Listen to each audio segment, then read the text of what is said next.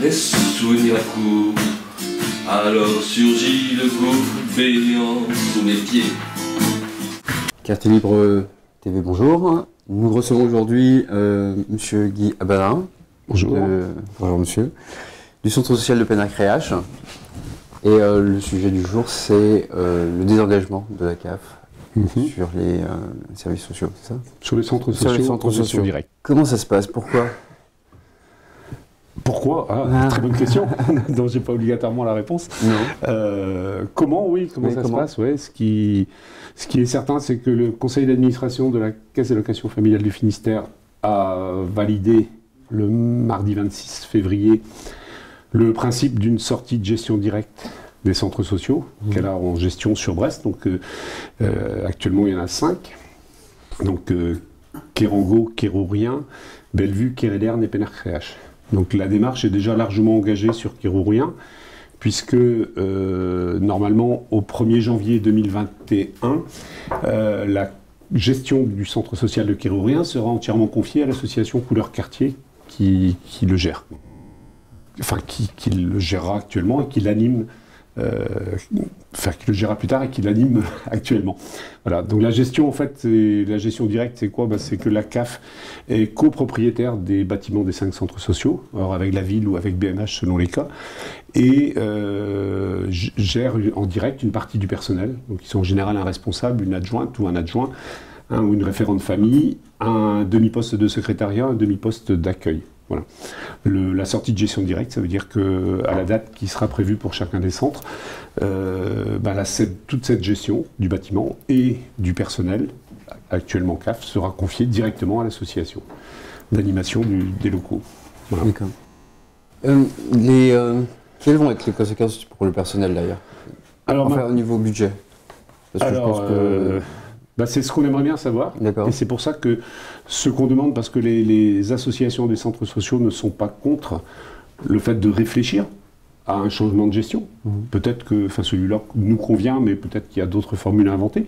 Donc on est prêt à se mettre autour de la table et de discuter avec les différents partenaires quels sont justement les enjeux en termes budgétaires et en termes de personnel, et aussi forcément les conséquences que ça pourra avoir sur les bénévoles et sur les usagers ou habitants des quartiers.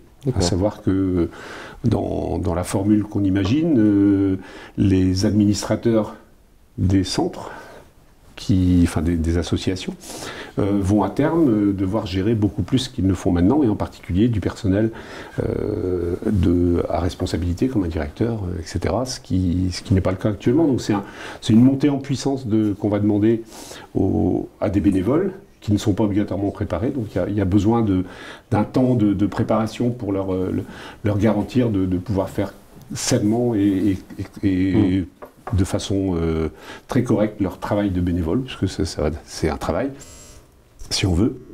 Et puis derrière, que ces discussions puissent aussi nous apporter des garanties sur les montages budgétaires, c'est-à-dire qu'on puisse savoir effectivement, est-ce que les subventions actuelles, les financements qu'on a actuellement seront maintenus ou pas, parce que les enjeux peuvent être en particulier pour le personnel associatif, puisqu'il n'y a pas que du personnel CAF dans les centres, il y a aussi du personnel associatif. Et enfin, si des baisses de budget importantes sont annoncées, effectivement, ça pourrait amener certaines associations à devoir licencier du personnel associatif. Quant au personnel CAF, on ne sait pas exactement ce qui va arriver. Ce sera soit la possibilité d'être repris par l'association, donc de changer de statut, puisque actuellement d'agent CAF on passerait à salarié associatif, soit d'être mis à disposition pendant un certain temps, soit d'intégrer, puisque sous le statut d'agent CAF, un poste dans un service au siège rue Porte-Beauguer, ou ailleurs, dans une entité de la CAF du Finistère.